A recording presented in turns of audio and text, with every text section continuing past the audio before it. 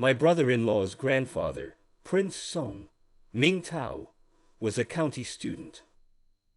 One day, he was lying sick in bed. On the way, he saw a messenger with a paper in his hand and a white horse in his hand, and he came to him and said, "I want you to take the exam." Prince Song said that the master of the examination hadn't arrived yet, so why did he take the examination? He didn't answer. It was just a surprise. The new urge was to move quickly. Prince Song struggled to support his illness and rode on horseback to the front of the palace. They were very close friends. After a while, they came to a city that looked like the emperor's capital. When I entered the palace was magnificent, and there were dozens of officials in the palace who didn't know their names. Only the Emperor Guansheng could recognize it. Under the corridor, there were 2 chairs, each with a table and a stool. He was sitting in the seat of his subordinate, and he was seated next to him. There were pens on both tables. After a while, the test came down to 8 words. 1, 2, 1. The 2 of them made their papers and handed them over to the palace.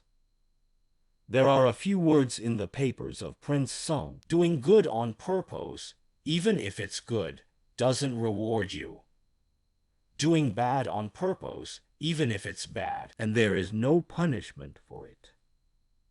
All the gods of the house shall see one another, and shall not be ashamed. The gods summoned Prince Song to the palace and told him that there was no emperor in Henan. That's how he understood what was going on. He was crying his eyes out. How dare he resign? But I'm old and nobody cares about me.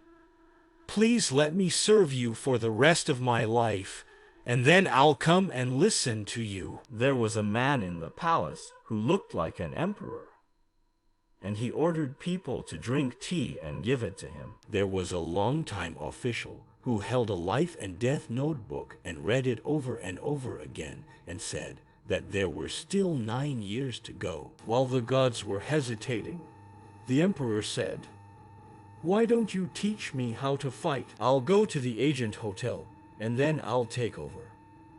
So the man who looked like the emperor said to the prince, "You should have resumed your duties immediately.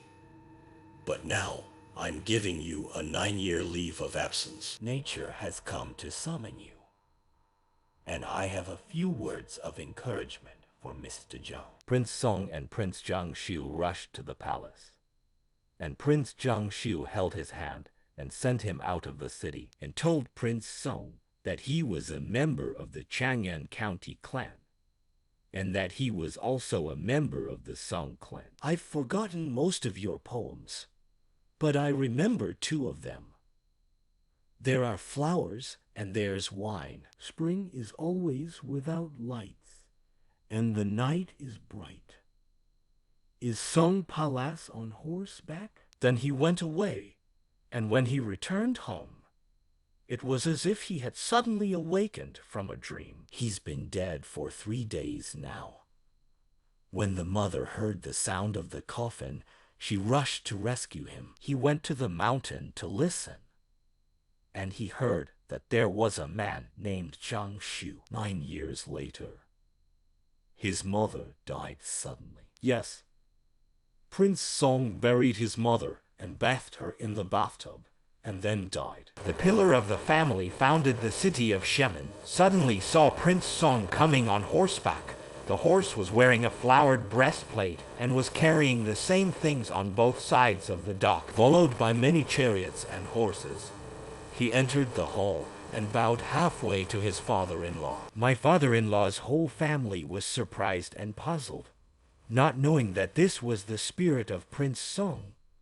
So they sent someone to the countryside to hear the news. Prince Song is dead. Unfortunately, he has a small autobiography. After the turmoil, of course, there was nothing. The story here is only a part of it.